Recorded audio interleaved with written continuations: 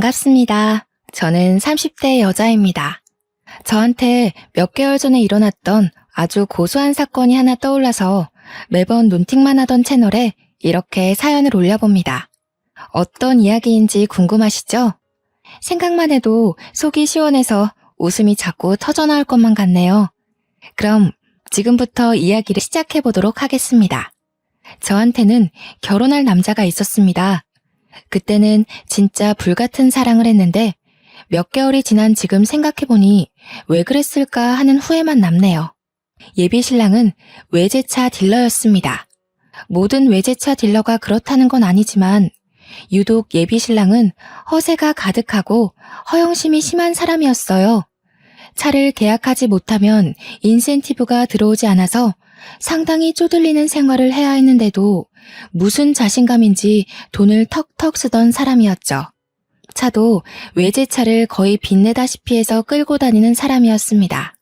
저는 어떤 사람이었는지 궁금하시죠? 저는 허세랑은 거리가 참 먼 사람이었습니다. 그냥 수수하게 사는 평범한 사람 정도라고 보면 될 것 같네요. 예비 신랑도 저한테 꾸미지 않는 순수함이 마음에 들었다고 하긴 했는데 지금 와서 생각해보면 그냥 돈 아껴 사는 모습이 마음에 든 게 아니었는지 모르겠습니다.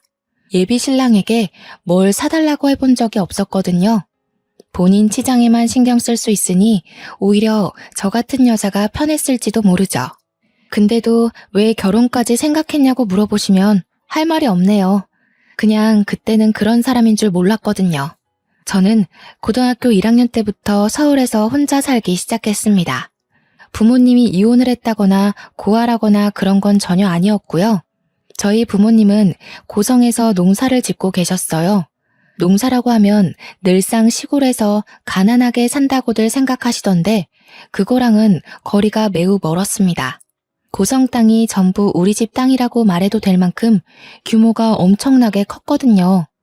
우리 외가, 그러니까 어머니네 집안 대대로 물려내려오는 농작지였습니다.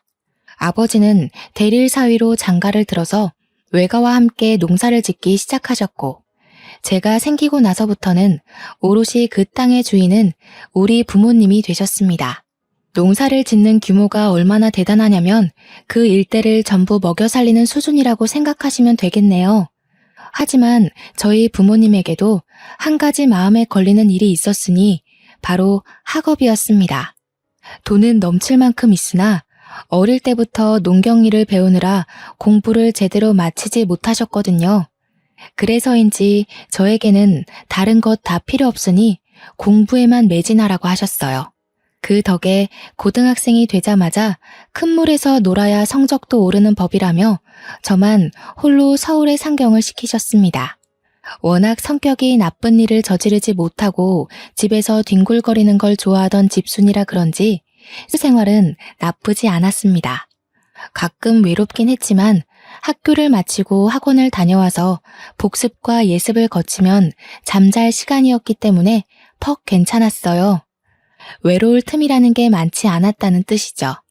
주말에 별일 없으면 고성으로 내려가거나 부모님이 서울에 올라오시기도 했고요. 부모님의 농작지는 사계절 내내 바빴습니다. 과수원도 있고 보리밭도 있고 고추밭도 있고 배추밭도 있고 입구에 여기부터 고성입니다 하고 들어가면 우리 땅이나 마찬가지였거든요. 아무튼 각설하고 예비 신랑과는 지인의 소개로 알게 되었습니다. 사람이 유머러스하고 매너가 있다며 가볍게 만나보라는 소개로 알게 되었는데 지인의 말처럼 정말 재미있는 사람이었어요. 한 해, 두 해 지나도 여전히 같이 있으면 늘 재미가 있었죠. 삭막한 서울에 서로를 헐뜯는 직장 생활을 하다 보니 그 사람이 제 마음의 안식처가 되어주었습니다. 이 정도면 평생을 살아도 평생 즐거울 것 같아서 결혼을 결심했어요. 그의 사치는 별 문제가 되지 않았습니다. 여차하면 서울 생활 저고 고성으로 내려가도 괜찮을 것 같았거든요. 제 예비 신랑은 저와 생각이 조금 달랐던 것 같긴 했습니다. 제가 버려진 자식 같은 걸로 생각한 건지 뭔지 고등학교 1학년 때부터 혼자 살았다고 하니 저를 측은한 얼굴로 보기 시작했어요. 사실 틀린 말은 아니긴 했죠. 부모님이 차려주는 따끈한 밥상을 제대로 먹어본 기억이 없으니까요. 굳이 정정해주진 않았어요. 살다 보면 알게 될 일이고 또 미리 말해봐야 골치만 아플 수도 있었으니까요. 우리 부모님이 시골에 계신 것도 돈이 없어서 제 뒷바라지하느라 어쩔 수 없이 내려가서 사시는 줄 알더라고요. 작은 땅에 겨우 먹고 살 만큼 돈벌이 하면서 저의 서울 생활을 지지해 주시는 거라 생각했는지 가끔 저에게 그런 언행을 하기도 했어요. 사실 우리 부모님은 농사철이 끝나면 틈틈이 다음 농작물을 수확하기 전까지 해외여행도 가시고 상당히 젊게 사시는 분들이셨거든요. 오죽하면 제가 다녀온 여행지보다 부모님께서 다녀온 여행지가 몇 배나 더 많으니까요. 그치만 예비 신랑이 그런 사정까지야 당연히 알 수가 없죠. 제가 굳이 입 밖으로 꺼내서 자랑한 적이 없으니까요. 결혼 이야기가 솔솔 나오자 양가에 인사를 드리러 가자고 하더라고요. 일단 서울에 살고 계시는 시댁부터 인사를 드리러 갔어요. 솔직히 긴장을 안 했다고 하면 거짓말이겠죠? 최대한 예쁘게 보이고 싶어서 밝은색 투피스 정장을 차려입고 선물도 양손 한가득 준비해서 갔습니다. 그런데 아니나 다를까 저희 집이 시골에서 농사를 짓는다고 은근히 무시를 하시더라고요. 부모님이 시골에서 농사를 짓는다고 들었는데 어떤 농사를 짓는 거야? 이것저것 많이 하셔요. 보리밭도 있고 고추밭도 있고. 어쩜 죄다 풀떼기네 그래. 적어도 먹고 사는데 지장은 없으려나? 아니 아무리 그래도 소나 키우지. 뭔 죄다 풀떼기야? 나중에 자식들 배고플 때 되면 소를 키워야 했는데 하고 후회하시는 거 아니야? 그런 걸 농담이랍시고 하호호 웃으면서 말씀을 하시더라고요. 축산업은 몸이 힘들고 순수이익이 많이 남긴 하지만 정이 많이 들어서 팔아넘길 때마다 가슴이 아린다고 접으신 사업이었어요. 솔직히 농경지가 그리 큰데 축산업에 손 한 번 안 대어 보셨겠어요? 하지만 굳이 그 이야기도 하지 않았어요. 저희 집이 시골이라고 무시하는 시댁도 사실 서울에만 살았지 그닥 풍족한 건 아니었거든요. 서울 산다는 그 자부심에 저희 집을 깎아내리고 싶은 거다. 혹은 며느리 될 사람을 벌써부터 기죽이려고 하는 거다. 그 정도로만 생각했어요. 어차피 실상 저희 집은 엄청나게 여유가 있으니 결혼하고 나면 판도가 바뀔 거라 생각했으니까요. 그럼 혹시 철마다 내려가서 우리 아들이 농사일 거들고 해야 되는 거 아니니? 아니요. 시골에 일하는 오시는 분들이 많아서 그런 건 걱정 안 하셔도 돼요. 저도 살면서 부모님 농경지에서 일해본 적이 없는걸요? 너야 딸이니까 그렇지. 사위를 어떻게 부려먹을 줄 알고 그렇게 장담을 해? 저희 부모님 그런 분들 아니세요. 그리고 일하러 오신 분들에게 임금도 넉넉히 드리고 있어서 철만 되면 일하러 오시는 분들이 줄을 서시거든요. 그래봐야 농사일일 텐데 그래가지고 남는 게 있으시겠니? 자꾸만 저희 집을 무시하는 그들의 발언에 제 마음은 점점 가라앉았습니다. 그뿐만이 아니라 자꾸 없이 살아서 하면서 시골을 무시하시는데 저희 부모님이 어마어마한 부자라고 했잖아요. 저희 어머니 취미가 스포츠카 운전하시는 거거든요. 시골집 차고에 가면 억소리 나는 스포츠카가 3대나 있어요. 서킷 경기장을 빌려다가 취미생활로 개인 레이싱까지 하시는 분인데 얼마나 기가 차던지. 그런 것도 모르고 돈돈거리는 게 퍽이나 우스웠습니다. 그리고 아무리 시골을 무시한다고 해도 예비 사돈이 될 가족이나 다름없는 사람들인데 대놓고 저러니까 정이 뚝 떨어지더라고요. 아무리 그래도 결혼이라는 건 가족과 가족 간의 화합인데 벌써부터 일이 삐걱거리면 평생 어떻게 살 수 있겠어요. 스트레스만 쌓일 거라고 생각이 드니 점점 결혼을 하면 안 되겠다는 마음이 생기기 시작했어요. 시댁도 노후는 별로 준비되지 않았다고 들었거든요. 정년퇴직 앞둔 시부는 모은 돈을 야금야금 투자했다가 날려먹었다고 들었고 시모는 평생 전업주부로만 살아서 일해본 적 없는 사람이고 아무튼 저한테 아들 고생시키면 안 된다고 농사일 절대로 시키지 말라고 신신당부를 시키는데 농사일로 한번 뼈 빠지게 굴려볼까 하는 나쁜 마음까지 생기더라고요. 저희 농지에 철만 되면 마을 초입까지 줄을 선다는 농담을 할 정도로 일하겠다는 사람이 줄을 서요. 부모님께서 늘 남을 도우고 생명을 소중하게 여겨야 된다는 마음으로 사신 분들이라서요. 그 사람의 직업이 어떻든 행색이 어떻든 편견과 차별 없이 일을 시키고 평생 일구신 분들이에요. 그런데도 저런 식으로 편견을 가진 시댁 식구들이 어찌 마음에 들겠나요? 가족인 저조차도 고추 한번 따본 적이 없는데 아무튼 결혼에 대해 다시 한번 생각을 해봐야겠다고 마음을 먹었습니다. 이런 식으로 상견례를 해봐야 서로 빈정만 상할 것 같았거든요. 저는 티는 내지 않았지만 차일피일 저희 집에 가는 것을 미뤘어요. 그러자 예비 신랑이 저에게 우스갯소리랍시고 선 넘는 발언을 하더라고요. 왜 자꾸 자기네 집에 가는 걸 미루는 거야? 지금 농사철이야? 나 일 시킨다고 하셔서 지금 자기가 일 못하게 하려고 안 가는 거야? 무슨 소리라는 거야. 지금 수학철 아니야.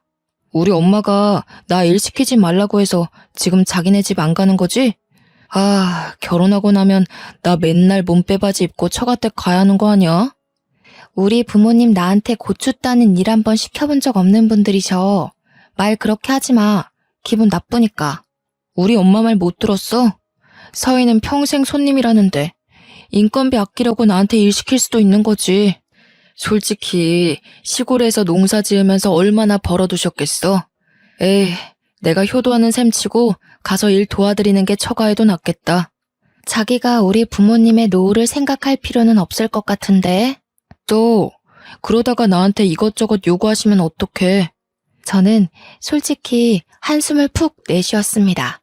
누가 누구한테 돈을 달라고 하겠어요. 매번 계약 못 따내면 최저임금 받으면서 카드값에 허덕이는 주제의 말이에요. 예비 신랑은 거기서 멈추지 않고 계속해서 뭐가 불만인지 궁시렁거렸어요. 나 손 망가지면 안 되는데. 농사일 하다가 손톱이라도 빠지면 어떡하지? 몸빼바지도 없는데 남대문 가서 하나 사야 되나? 저는 그날 결심했습니다. 이 멍청이랑은 결혼하지 말아야겠다고요. 그치만 제대로 한 방 먹이고 싶은 마음이 들더라고요. 그래서 저희 시골에 데려가 인사를 시키기로 마음을 먹었습니다. 적어도 저희 집 농사 규모를 보거나 하면 자기가 얼마나 우물한 개구리였는지 알게 될 거라고 생각을 해서 결정한 거였어요. 혹여라도 부모님께서 편견을 가지고 제대로 당하기도 전에 내쳐질까봐 헤어질 결심을 했다는 건 말씀드리지 않았고요. 그렇게 예비 신랑에게 2주 뒤 주말에 인사를 드리러 가자고 말을 했습니다. 그렇게 벼르고 벼르던 저희 집에 가는 날이 왔습니다. 그날 원래 예비 신랑의 차를 타고 가려고 했는데 하필이면 일주일 전에 예비 신랑의 차가 고장이 났어요. 아무래도 외제차지만 연식이 오래된 차를 꾸역 끌고 다녔던 탓에 장고장이 많긴 했거든요. 솔직한 심정으로는 그 유지비로 그냥 국산차를 사는 게 낫지 않나 싶었지만 외제차라는 그 엠블럼이 뭔지 예비 신랑은 끝까지 그 장고장 많은 차를 고집하더라고요. 아무튼 차가 없으니 어떻게 하겠어요? 예비 신랑은 차라리 날짜를 미루는 게 어떻겠느냐고 말했지만 저는 저희 부모님께서 준비 많이 하셨을 텐데 절대 안 된다고 했습니다. 차라리 고생도 좀 하고 잘 됐다 싶었어요. 버스를 타고 터미널에도 또 시내버스를 타고 거의 3시간 30분을 걸려서 돌고 돌아 도착했습니다. 아침 7시에 출발했는데 벌써 10시를 훌쩍 넘겼더라고요. 젊을 때 운전대를 잡았던 예비 신랑은 오랜만에 탄 버스에서 멀미를 하느라 정신이 없었습니다. 고개만 돌려도 토할 것 같다면서 지가지는 어떻게 가냐고 벌써부터 우는 소리를 했어요. 저는 은근히 고소한 마음이 들어서 집에 갈 때는 멀미약이라도 마시자고 했죠. 아니, 이런 시골에 도대체 어떻게 사신다는 거야? 여기까지 오려면 버스 타고 3시간을 넘게 와야 하는데 그것도 3번이나 갈아타고. 어차피 다음부터는 차 끌고 올 거잖아. 여기에 내 차 끌고 왔다가 하부 다 망가질 것 같은데. 총구석이라 도로 사정도 영 좋지 않고. 여기는 경운기 타고 다녀야 하는 거 아니야? 여기 사람들도 다 외제차 잘만 끌고 다녀. 참나, 거짓말도 작작해야지. 여기 사는 사람들이 어떻게 외제차를 끌고 다녀? 억소리 나는데.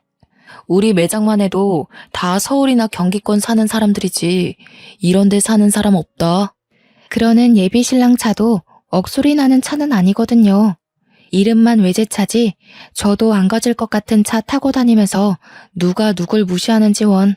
때마침 저희가 간 날이 장이 들어섰던 날이라서 아버지께서 시장에 오셨다가 저희를 태워가기로 하셨어요.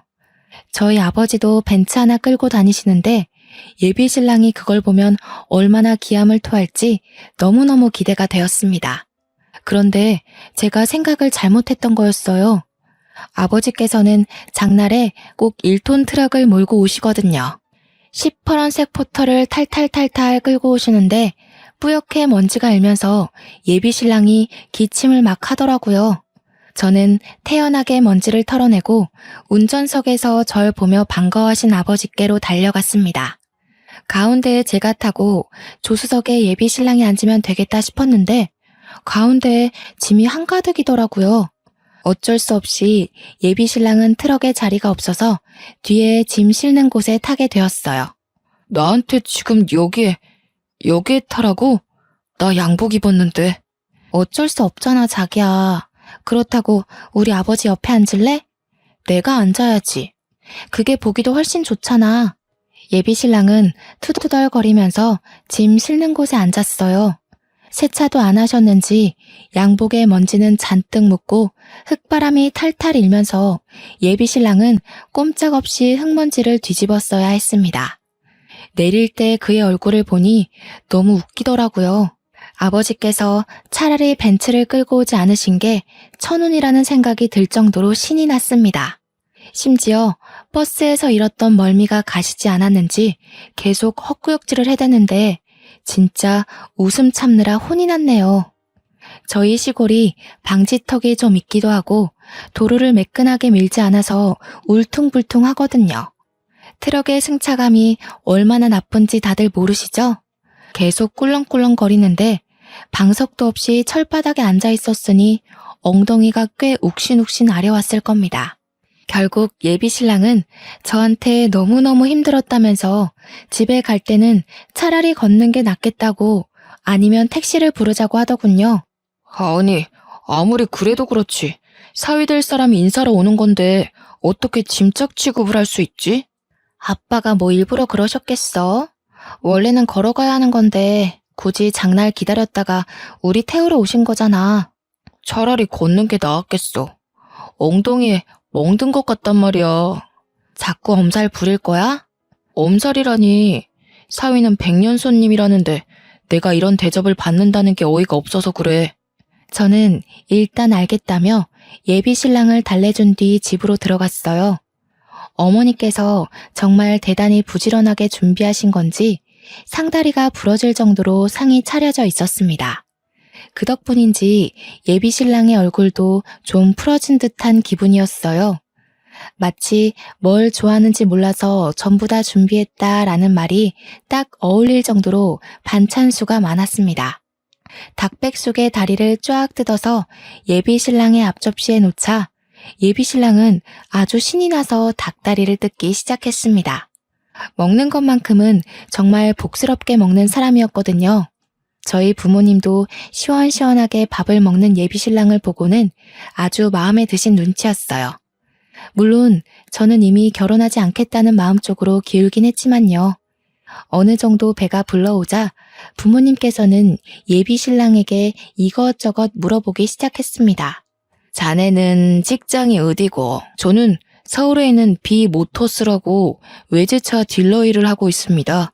차량 이야기가 나오자 평소에 스포츠카 타는 것을 즐기며 차에 대한 무한한 애정을 쏟으시는 우리 어머니의 눈이 반짝 빛이 나셨어요.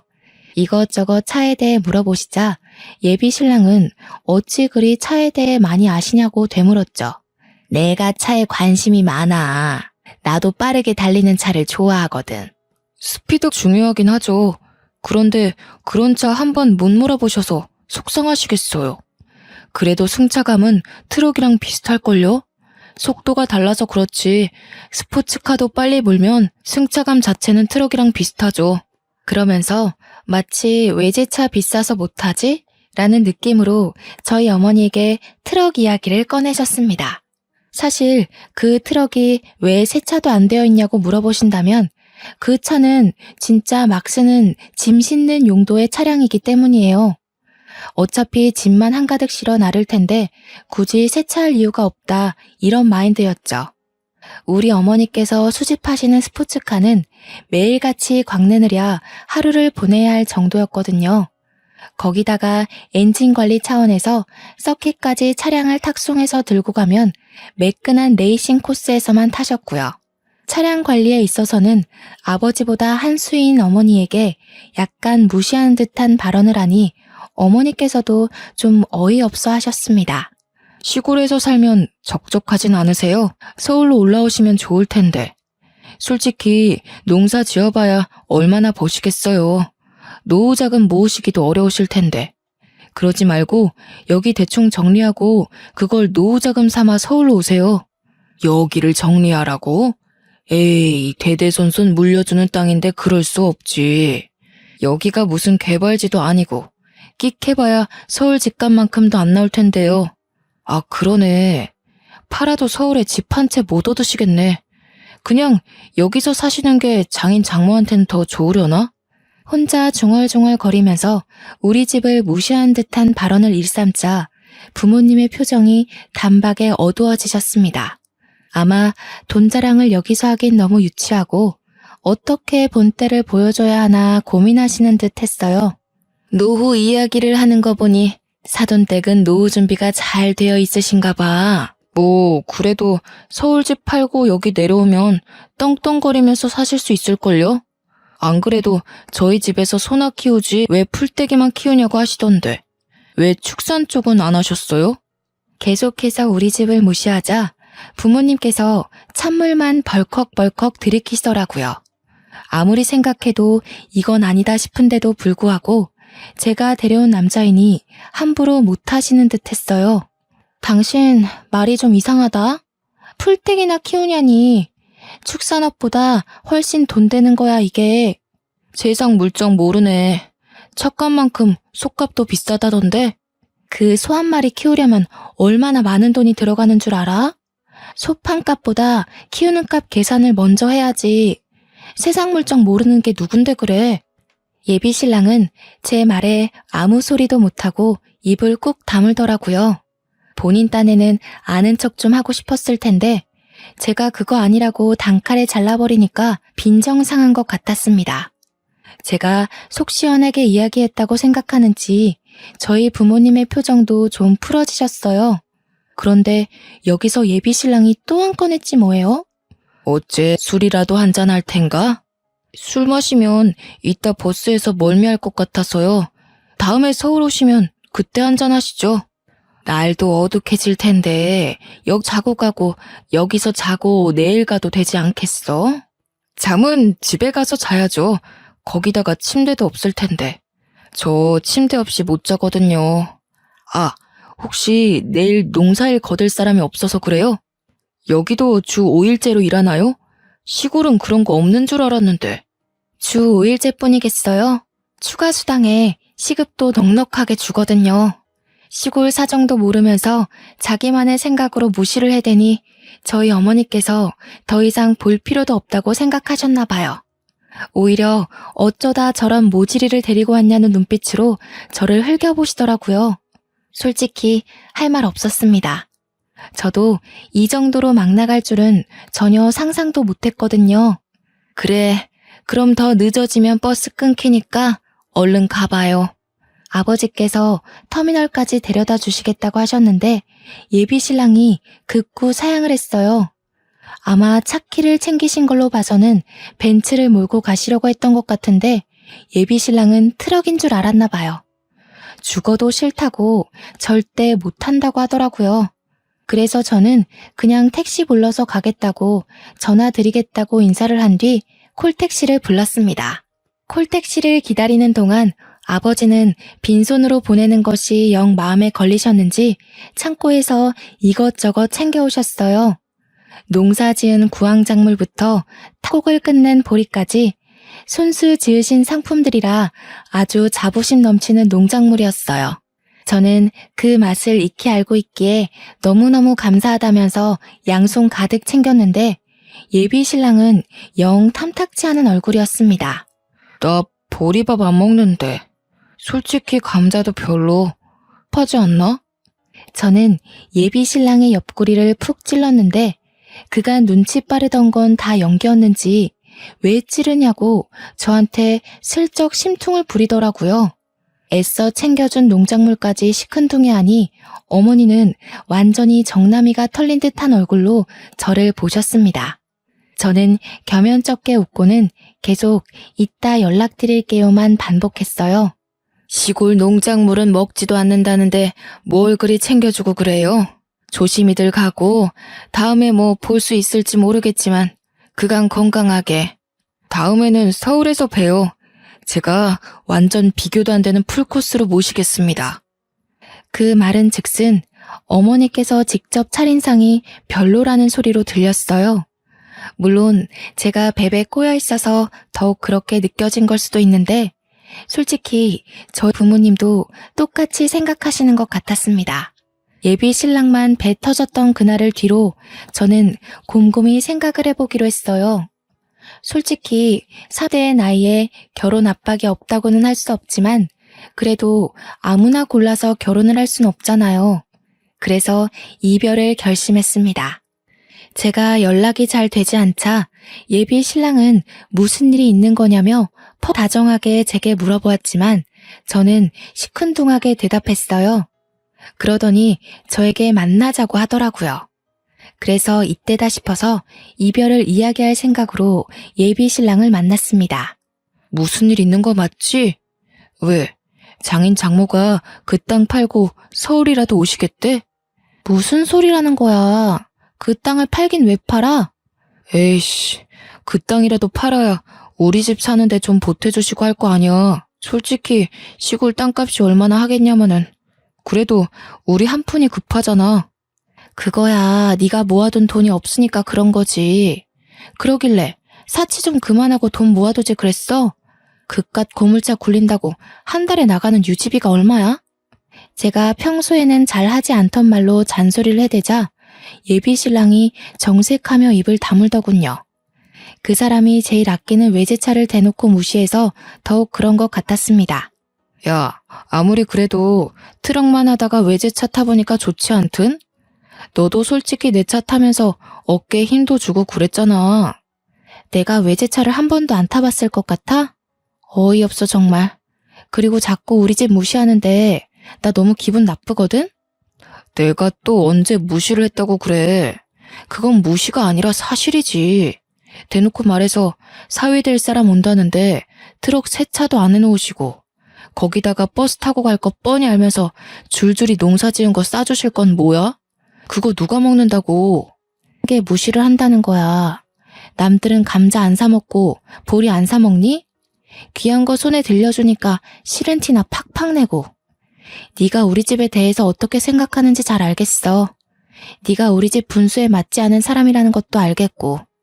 마지막 말은 솔직히 비꼰 거나 다름없었어요.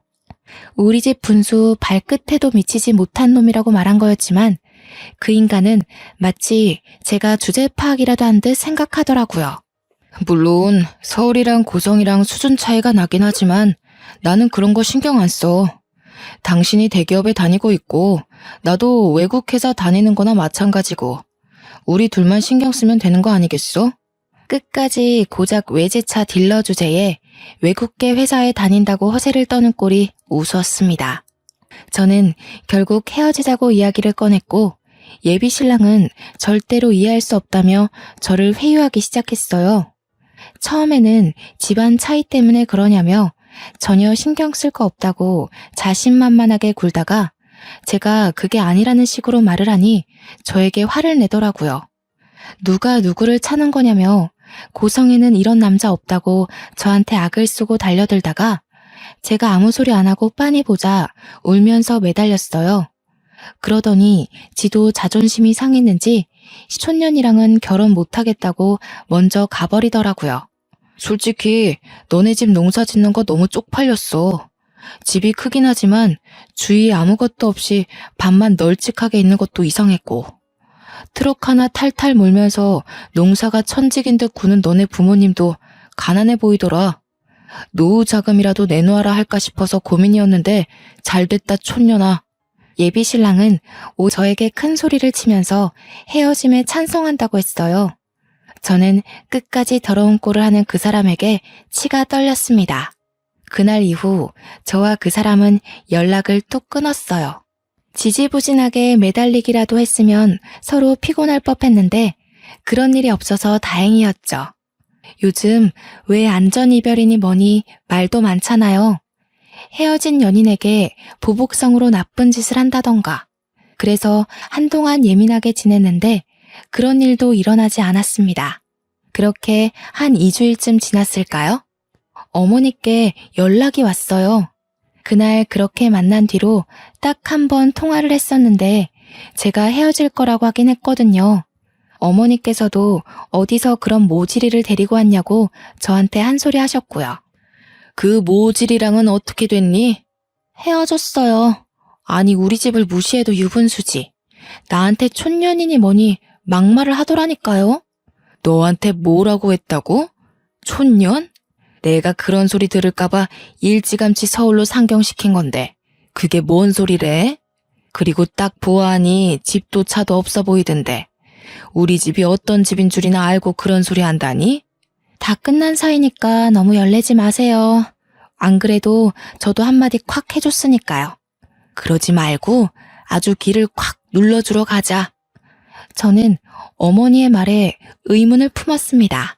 뭘 어떻게 귀를 눌러주겠다는 건지 이미 끝난 마당에 그럴 필요가 굳이 있을까 싶었는데 어머니께서는 아주 즐겁게 이야기를 하시더라고요. 저는 뒤이어 나온 말에 아주 좋은 생각인 것 같다고 덧붙였어. 내가 이번에 B사에서 나온 스포츠카를 한 대 사려고 마음을 먹었다는 거 아니겠니? 예약이라도 하러 가야 할 것 같은데 그 모지리가 B모터스에서 일을 한다며? 가서 아주 기를 팍 살려주려고 했는데 헤어진 마당에 그럴 필요 없지 뭐. 이번 주 주말에 올라가마. 저는 어머니께 아니 스포츠카가 3대나 있으면서 또 산다는 건 너무 사치지 않냐고 물어보았지만 하늘 아래 같은 엔진은 없다면서 그런 소리 하지 말라 하시더라고요. 어머니께서 본인에게 주어진 재력을 그렇게 쓰시겠다는데 제가 뭘 더 어떻게 할 수 있겠어요. 근데 생각을 하면 할수록 은근히 재밌겠더라고요. 시골에서 농사 지는다고 풀떼기만 먹고 산다고 가난한 줄 알았던 우리 집에서 떡하니 그 차를 사겠다고 예약을 하면 얼마나 놀란 얼굴로 저희를 바라볼까 싶어서요. 어머니께 어디서 만나는 게 좋겠냐고 물어보니 B모터스 앞에서 바로 만나자고 하시더라고요. 저는 나름 곱게 차려입고 전 남편이 일하는 매장에 찾아갔습니다. 수일 만에 제가 일하는 직장으로 찾아가니 전 남친이 퍽 놀란 듯 저를 마중 나왔습니다. 여긴 무슨 일이야? 너도 이성적으로 생각해보니까 역시 나만한 사람이 없지? 그게 무슨 시덥지 않은 소리야? 차 사러 왔어. 우리 엄마가 차 사고 싶대서. 여기에 어머님 타실 만한 차가 없을 텐데. 괜한 허세 부리지 말고 정 그러면 내가 중고차 딜러라도 소개시켜줄게. 우리 차 꽤 비싸다. 땅 팔아도 사기 힘드실걸? 저는 대꾸해주지 않았습니다. 어머니께 전화라도 드려야 하나 하고 있는 찰나에 갑자기 저거 뭐야? 하는 소리와 함께 주변이 어수선해지기 시작했어요. 곧 부앙하는 큰 소리와 함께 매장 주차장에 새끈한 스포츠카 한 대가 주차를 했습니다. 옆에서 계속 자기 보러 왔냐고 넌지시 옆구리를 쿡쿡 찔러대던 전남친의 눈도 돌아가게 만드는 스포츠카였습니다. 그 차로 말할 것 같으면 저희 어머니께서 가진 컬렉션 중 가장 아끼는 차였어요. 국내에는 딱 5대만 들어온 차량이라 무려 20억 원이 넘는 차이기도 했고요. 5대 중 1대는 우리 어머니, 나머지는 대기업 회장님들이 사가신 걸로 알아요. 커다란 엔진음에 걸맞는 매끈한 작태에 매장에 있던 사람들이 하나둘 구경을 하러 나갔어요.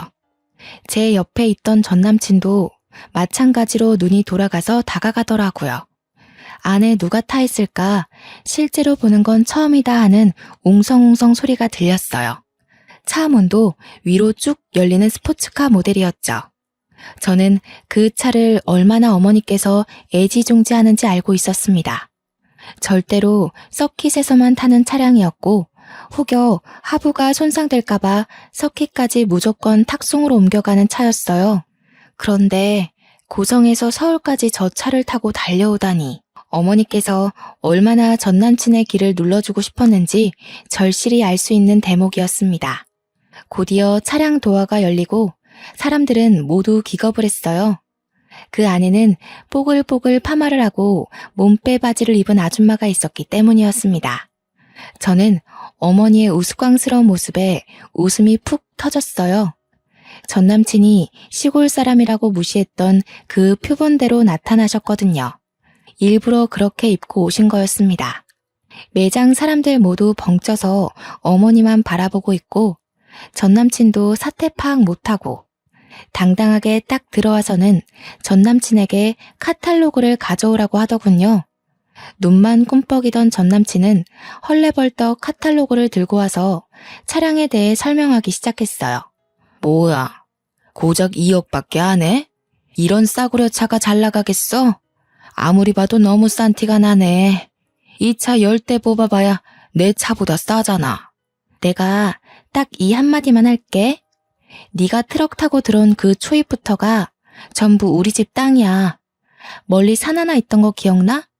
거기까지가 전부 우리 밭이야. 어디 농사 짓는다고 사람 무시하고 그래? 평생 우리 같은 사람한테 차나 팔면서 살아. 그러자 매장에 있던 사람들 모두 꿀먹은 벙어리가 됐습니다.